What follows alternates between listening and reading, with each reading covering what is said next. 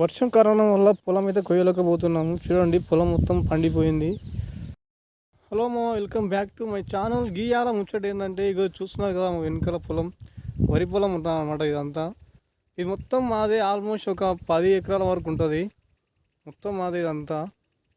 ఈసారి వర్షాకాలం కాబట్టి పంటలు బాగా పండాయి. ఇంకా చూపిస్తూ చూడండి, ఇగో ఇదే మా మొత్తం వర్షను. చేను అయితే చాలా బాగా పండింది.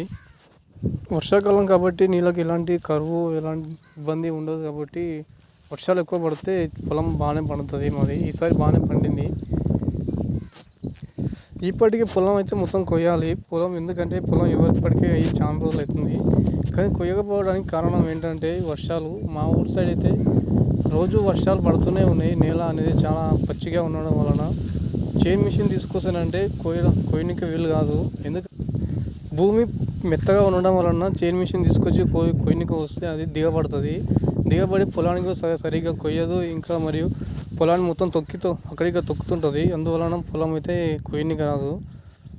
పొలం ఆరిన వెంటనే చేను కూసి మిషన్ వస్తాను. మళ్ళీ కొత్త వీడియోతో మీ ముందుకు వస్తాను. ఇలాంటి మరిన్ని వీడియోస్ కోసం ఛానల్ వెంటనే సబ్స్క్రైబ్ చేసి